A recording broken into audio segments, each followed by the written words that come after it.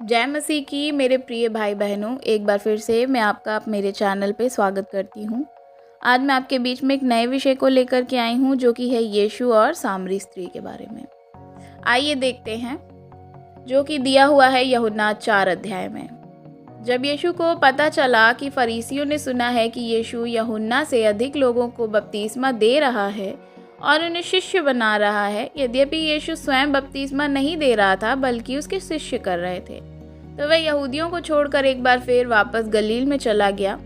इस बार उसे सामरी होकर जाना पड़ा। सामरिया एक नगर का नाम है जहाँ से यीशु होकर जा रहे थे, इसलिए वह सामरिया के नगर में सुखार में आया। यह नगर उस भूमि के पास था जिसे याकूब ने अपने बेटे यूसुफ को दिया था। वह याकूब का कुआं था। यीशु इस यात्रा में बहुत ही थक गया था, क्योंकि वह मानव रूप में पृथ्वी पर आए थे। इसलिए वह कुएं के पास बैठ गया। समय लगभग दोपहर का था। एक सामरी स्त्री जल भरने आई। यीशु ने उससे कहा, मुझे जल दे।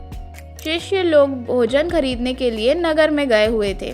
सामरी स्त्री ने उससे कहा, तू यहूदी होकर मुझसे पानी मांग रहा है? मैं तो सामरी स्त्री हूँ। यहूदी तो सामरियों से कोई संबंध नहीं रखते, क्योंकि जो सामरी जात थी उस टाइम पे वो बहुत ही शेड्यूल कास्ट मानी जाती थी, और यहूदी लोग इन लोगों से बात नहीं करते थे। इवन इनके हाथ से कुछ लेना या खाना पीना भी पसंद नहीं करते थे। उत्तर में यीशु ने उनसे कहा, यदि तू केवल इतना जानती कि परमेश्वर ने क्या दिया है और वह कौन है जो तुझसे कह रहा है मुझे जल दे, तो उसे मांगती और वह तुझे स्वच्छ जीवन का जल प्रदान करता। अर्थात यीशु ही जीवन का जल है।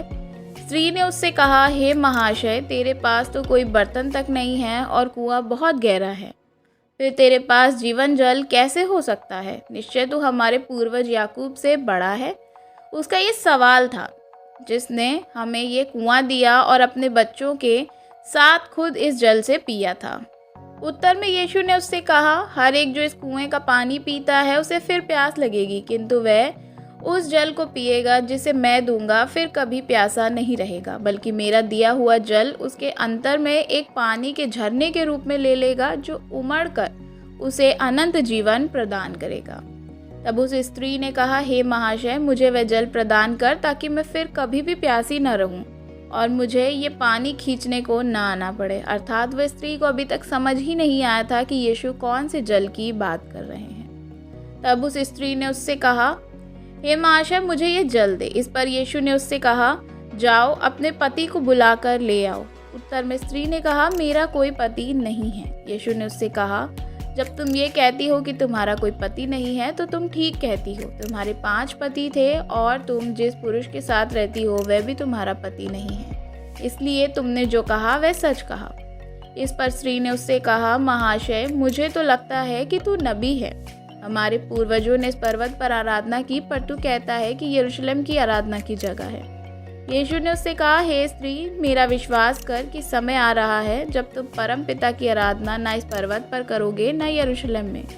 तुम सामरी लोग उसे नहीं जानते जिनकी आराधना करते हो, पर हम यहूदी उसे जानते हैं जिनकी आराधना करते हैं, क्योंकि उद्धार यहूदियों में से ही है।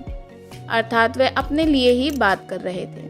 पर समय आ ही रहा है और आ ही गया जब सच्चा उपवासक पिता की आराधना आत्मा और सच्चाई से करेगा। परम पिता ऐसे ही उपवासक चाहता है। परमेश्वर आत्मा है और इसलिए जो उसकी आराधना करे उन्हें आत्मा और सच्चाई में से ही आराधना करनी होगी। फिर स्त्री ने उससे कहा, मैं जानती हूँ कि मसीह यानी कि ख्रीस्ट आने वाला है। जब वह आएगा तो हमें सब कुछ बताएगा। यीशु ने उससे कहा, जो मैं तुझे बता रहा हूँ वही हूँ। तब उसके शिष्य वहाँ लौट आए और उन्हें यह देखकर सचमुच बड़ा आश्चर्य हुआ कि वह एक स्त्री से बातचीत कर रहा है, पर किसी ने उससे पूछा नहीं, तुझे इस स्त्री से क्या लेना देना है, या तू इससे क्यों बात कर रहा है? वह स्त्री पानी भरने के घड़े को छोड़कर नगर में वापस चली गई और लोगों से बोली, एक ऐसा पुरुष है जिसने मैंने जो कुछ किया वह सब कुछ मुझे बता दिया। क्या तुम नहीं सोचते कि वह मसीह हो सकता है? इस पर लोगों ने नगर छोड़कर यीशु के पास जा पहुंचे। इसी समय यीशु के शिष्य उससे विनती कर रहे थे, हे रब्बी, कुछ खा ले। पर यीशु ने उससे कहा, मेरे पास खाने के लिए ऐसा भोजन है जिसके बारे में तुम कुछ भी नहीं जानते। अर्थात वे अपनी बात कर रहे थे, क्योंकि जीवन की रोटी प्रभु यीशु मसीह है।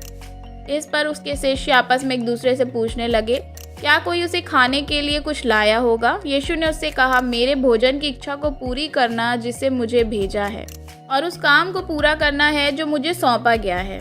तुम अक्सर कहते हो 4 महीने और तब फसल आएगी। देखो, मैं तुम्हें बताता हूँ, अपनी आंखें खोलो और खेतों की तरफ देखो, वो काटने के लिए तैयार हो चुके हैं। वह जो कटाई कर रहा है अपनी मजदूरी पा रहा है और अनंत जीवन के लिए फसल इकट्ठा कर रहा है, ताकि फसल बोने वाला और काटने वाला दोनों ही साथ साथ आनंदित हो सके।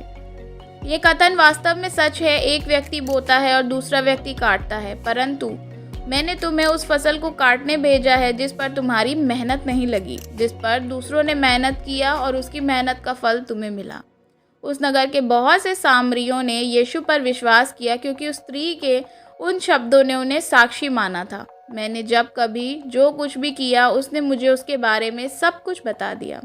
जब सामरी उसके पास आए तो उन्होंने उसे उसके साथ ठहरने के लिए विनती की। इस पर वह 2 दिन के लिए वहीं ठहरा और उसके वचन से प्रभावित होकर बहुत से लोगों ने उस पर विश्वास किया। उन्होंने उस स्त्री से कहा, अब हम केवल तुम्हारी साक्षी के कारण ही विश्वास नहीं करते, बल्कि अब हमने स्वयं उसे सुना है और अब हम ये जान गए हैं कि वास्तव में यह व्यक्ति ही है जो जगत का उद्धार करता है। अर्थात यीशु मसीह ने उनको दर्शा दिया कि जीवन की रोटी और जीवन का जल केवल प्रभु यीशु मसीह है।